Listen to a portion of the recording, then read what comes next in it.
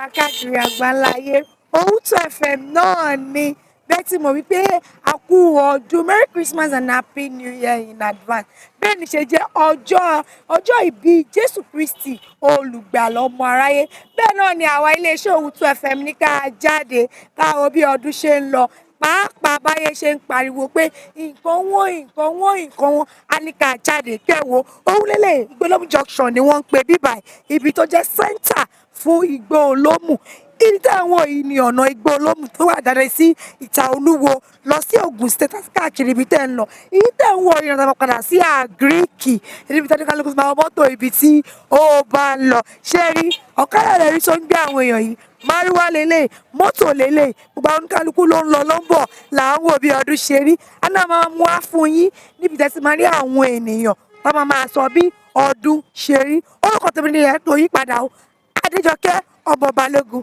Òrèǹtẹ̀ náà ni Owutu FM ẹ máa bá wa kálọ. Olomu Junction right now. I'm speaking English. I said we are at Olomu Junction right now, where everybody is celebrating Christmas. How do you feel this year, Christmas? Yeah, the Christmas is very okay, but the problem is there's no money. There is no money? Yes, people are not coming outside. As you can see now, if it is a normal Christmas, you cannot see us like this. We'll be going and coming with a full load, but now we are on the queue. You get to that creek, you have queue. You get to Ibolom, you have queue. You go to Okoko, you have queue. There's no money. There is no money. Yeah. Now, as a transporter, apart from you are not seeing people coming outside, what are the challenges that you face? The challenges we are facing is fuel problem, because the cost of fuel is very high. By the time you collected the normal money, small money, by the time you go to the filling station, you empty your pockets. So that is it. And also, when you have anything to repair on your keke, before you buy it, everything is ×4. That is the problem. Apart from the let's come and look. This year 2024 Christmas and the ones you have been doing, what is the difference? The difference is very far. Because in 2015, you can see people with a bag of rice. Going home, we are going with 30 but now hardly still have bag of rice. You can never even see, the person you see with the bag of rice, it's a big man. So that means Nigeria are very angry. Scattered. They're angry. Scattered. Nigeria is gone already. It's expired. It's an expiring country. Nigeria is expired. Yes. Please, your name once again. My name is Gabriel Okorafo. Thank you so. Alias what? Say it now. Alias what? Alias Divine. Divine. Keke Napep for Igbó Olómù junction. See you guys, Òrèǹtẹ̀. Bẹ́ẹ̀ni ẹ̀yin olólùfẹ́ wa sọ pé a máa jáde a máa fi hàn yín. Ṣé ẹni sọ ẹdíyẹ láwa yìí? Stay àti Owutu ní Ìkòròdú. Ẹ̀rí. Kí lórúkọ yín wọ́n lápò orúkọ yín? Adunni Lamid. Lórúkọ yín. Bẹ́ẹ̀ni. Ó tó bẹ̀rẹ̀ tí ń tẹ̀ ẹdíyẹ. Ó ti ṣe díẹ̀, ó ti pẹ́ díẹ̀. Tẹ̀ tí ń tà. Ẹdíyẹ ọdún yìí a gbọ́ pé àwọn ẹ̀kọ́ sọ pé 50,000, 40,000 láti ṣe lóòótọ́ ni. Irọ́ náà pa. Kò kí ń ṣe gbogbo èèyàn ló máa ń fẹ́ ọmọ làkejì ẹ̀ kára ni wọ́n. Léyàsì tèmi ń ta ìmọ̀ oníbẹ̀rù Ọlọ́run. Ẹlòmíì ajá ní kò sówó lọ́wọ́ òun máa gba 85, ẹlòmíì 9,000. Léyàsì náà ẹjẹ́ ká rí. Bí mo ṣe tà á nìyẹn. Mi ìnìyàn lára torí ìfẹ́ kọ́ náà ni mí lára. Eléyìí sì 9,000, 85 bí mo ṣe tà á nìyẹn. Torí mo wò kówó yẹn ò yí sí àti rí. So kò sẹ́ni tí ò mọ̀ bí ta ṣe rí. Nǹkan tán rà ní 1,000 tẹ́lẹ̀ 800. So owó yẹn kọ́ lọ́n kó ṣàánú ká má nira wa lára. Lélẹ̀ èwo lọ́wọ́ pè ní 25,000, 30,000. 17,000 ni mo tà á, mi ìnìyàn lára 17, 18. Bẹ́ẹ̀ni. Mi ìnìyàn lára 9,000. bẹ́ẹ̀ni. Go for it. This is 9,000. So kò sáyé 30, 40, 25. And this is going for 18, 17. Mo ṣe tà á nìyẹn. So ìyá Adunni Ade Lamidi ní Igbó Olómù junction ní Ìṣàwọ̀ wọn nìyàn lára. This is going for 9,000. And why this is going for 17? Where are you all over the world? You can please communicate with her. Báwo lẹ ṣe rí ọdún Christmas ọdún yìí? A dúpẹ́ f'Ọlọ́run. nǹkan wọ́n but ká dúpẹ́ fọlọ́run ṣá but ká mọ́ kọjá ìyè ara wa ká ṣe níwọ̀nba níwọ̀nba. Kí ni ìyàtọ̀ ìgbà Christmas tó ń lọ pẹ̀lú tọdún? ìyàtọ̀ wà bẹ́ẹ̀ gan ọdún tó lọ ta ní 4,000 but eléyìí ká dúpẹ́ fọlọ́run ṣá toró nínú ohun gbogbo ká ṣáà máa dúpẹ́ ṣá ọlọ́run á bá wa tún nàìjíríà ṣe. Bẹ́ẹ̀ni, òun ni yẹn Owutu FM náà ṣì ni ẹ máa bá wa kalẹ̀. Ẹ máa fi hàn sẹ́rí pé à ń tì síra wọn ni bá ṣe ń sọ òyìnbó náà là ń sọ Yorùbá fún gbogbo ẹ̀yin tí ẹ wà nílé so ẹ lè gbọ́ wa dáadáa. Ṣé rí àtúntò sísọ ọ̀sọ́ àwọn onígàrí, onírẹsì, àwọn elépo, àwọn oní òróró, sẹ̀mó, índómì ẹ̀yìn bẹ́ẹ̀ bẹ́ẹ̀ lóríṣiríṣi ẹ̀wà náà ò ṣe kí ni kò gbogbo ẹ̀ náà ni tó fi ń ṣọdún àti pàtó níta bá jẹ ìdìyẹ tá a wọ mọ́tò tá a rí nǹkan fi ṣe é ṣàfẹ́ bọ ìdìyẹ ká máa jẹ lásán ni bó ṣe pé magí gan la fi máa ṣe kí ni la máa fi bọ̀ ọmọ Igbo, how you doing? I do fine. You are doing fine. How much is bag of rice? 93,000. You said? 93,000. How much do you sell it last year? 8,000. 8,000. 80. 80. Okay, last year was 80, but this year was 93,000. Yes. Can you compare, Oma? Can you compare this year and last year Christmas? What is the difference? You can't compare. What can you just say about the Christmas? And this year just come. I know come last Okay, last December you still there village, but this year you can see that things are very high, Abby. So people watching us home and abroad, you can see. I have one lovely sister with me here. Sorry, can you just tell us how do you feel this Christmas? Please just Fine. face the camera. Okay. Like, it's fine. Can you compare this year with the one you have been doing? What is the difference? Like, everything costs. Everything. Rice. It costs. Like, rice. Everything, sure. What do you want to tell the government or what do you want to tell people watching? Nothing. Nothing.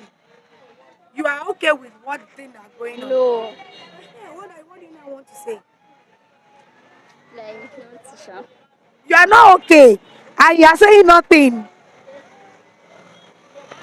People watching us, so she said she's not okay with the situation and she said she has nothing to say. You can see how everything is going on. Things are very expensive. Things are very, very expensive. Even the transporter are complaining that people are not coming out. People selling live chicken are complaining. So we are still on the 25 is still on board. We are still at Owutu FM bringing up to you. I'm still Oriente. Keep on watching.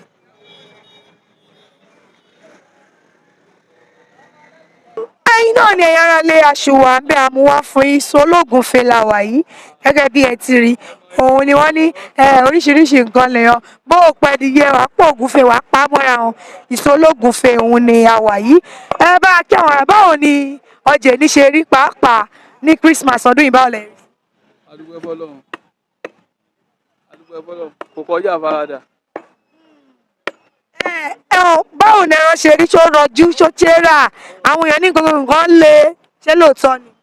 gbogbo nǹkan wọn o gbogbo rọjú àwa lọ rí aráàlú àwa ń lẹ́sìn price fún wọn.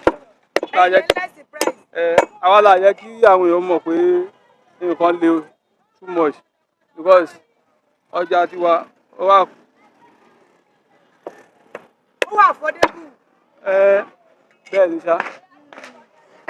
mo wá rí mọ́mì wa yìí níbí báyìí àwọn fẹ́ patronize ológunfe kí lẹ fẹ́ báwo lẹ ṣe rí sí ṣe ibi tẹ máa ń rà ní last year 2 years pẹ̀lú tọdún yìí báwo lẹ rí. Ó yàtọ̀.